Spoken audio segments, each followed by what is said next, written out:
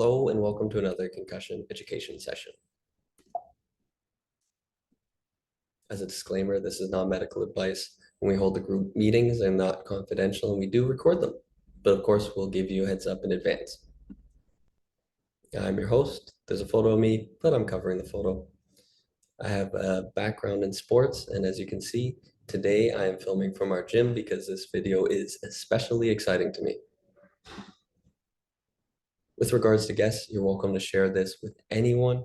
And when we host our meetings, you are welcome to invite family, friends, whoever you'd like. I'm gonna move myself out the way a little bit. And today's plan is all about blood flow. We're gonna be talking about the Buffalo Concussion Treadmill Test. And we'll be talking about alternatives and then what to do with them, of course. And we end off with a discussion, as always. Our treatment plan is our nice pyramid here. And today we're going to be focusing on physical exercise, this blood flow portion in the middle. I'm going to play this video. It's about 2 minutes long, but I'm only going to play the first 30 seconds for us, and the link will be available in the description.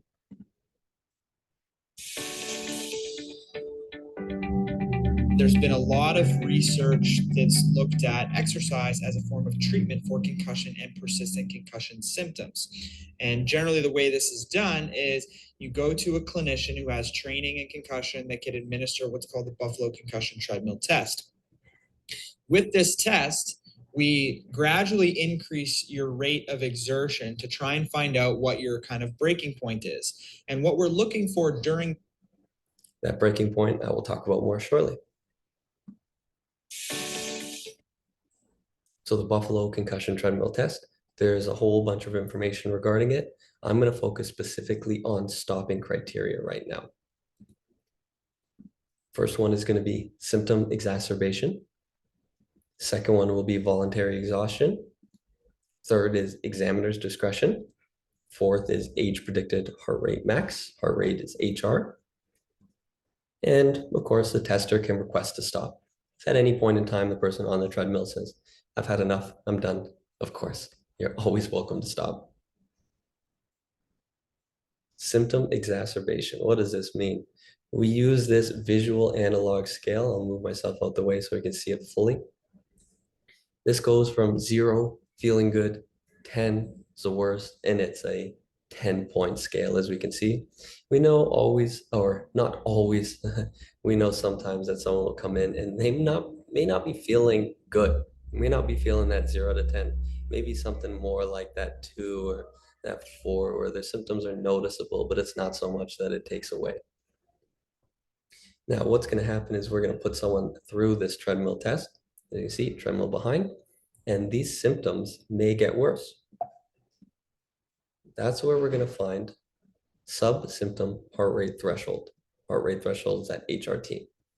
So when we are on the treadmill, we may even wear some nifty gizmo like this. That'll give us exact heart rate. And what we can find is when that VAS scale, when you subjectively feel that those symptoms are getting worse, maybe it's a headache, maybe it's dizziness, we're going to find what heart rate did that symptom provocation, did those symptoms get worse at? That is going to be our HRT, our threshold. That allows us to give us specific exercise at home at 90% of that current threshold. I'm going to say current threshold because that is not a forever, that is just currently. And then of course we do regular controlled exercise. Now, this image on the side I like because it appears to be someone completing or attempting a deadlift. This is not what we're going to consider regular controlled exercise.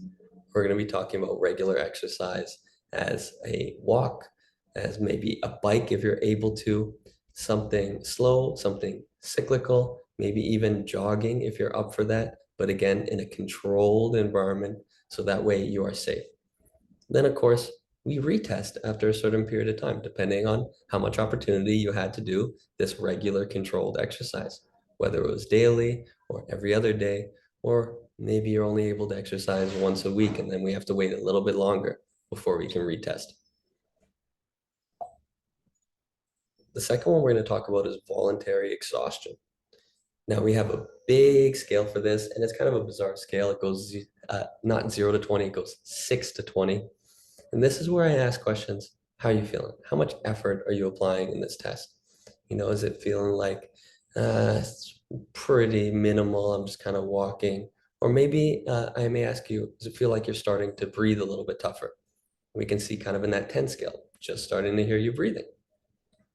I may even ask, is it kind of hard to talk in a full sentence now? You can say a sentence, but then you got to take a second to catch your breath. Voluntary exhaustion is when we get closer to that red, where it's like very hard. Now the test is starting to become really uncomfortable. We're looking to get to voluntary exhaustion on this treadmill without causing symptoms. That is a good sign for us. That means we will be working on other things and the exercise won't be part of your daily regime. Heart rate max. So this requires a little bit of math, and I promise it's only a little bit. Age predicted heart rate max. So what we're looking at is 220 minus your age. Like I said, it's only a little bit of math, I promise. To get to age predicted heart rate max, what we're looking for is actually 90% of your age predicted heart rate max. If you can accomplish this on a treadmill, again, another good sign. Now, some people don't have a treadmill.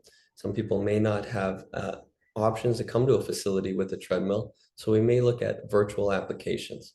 You may have a treadmill at home, or you may have access to one in a gym. Maybe there's a stationary bike, or maybe we have to come up with other alternatives. But we can adapt this Buffalo Concussion treadmill test for a bike, or we can find other alternatives so that way we can still check your blood flow, we can still check your physical exercise, and if needed, set a prescribed amount of exercise that you do in a controlled environment. As always, questions can be directly to me or can be to anyone in our team. And then how we're going to end off this discussion is we're going to look at what alternatives can we think of?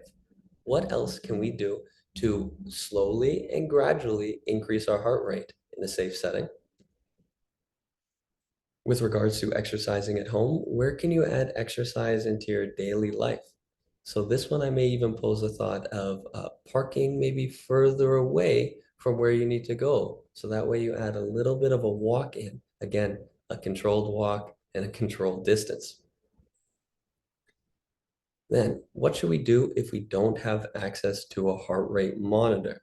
These are some of the discussion points that I want to pose out loud, and you are more than welcome to email in. You're more than welcome to write comments below. To summarize, we talked very briefly about the Buffalo Concussion treadmill test that we do here in our facility. And of course, the importance of physical exercise. If we get symptoms on this test, then we need to have a controlled exercise that is below that heart rate threshold that we can do as regular as we can. As always, if you follow our socials, I would really appreciate it. And my email is below if you'd like to ask any questions. Thanks so much for your time. Goodbye for now.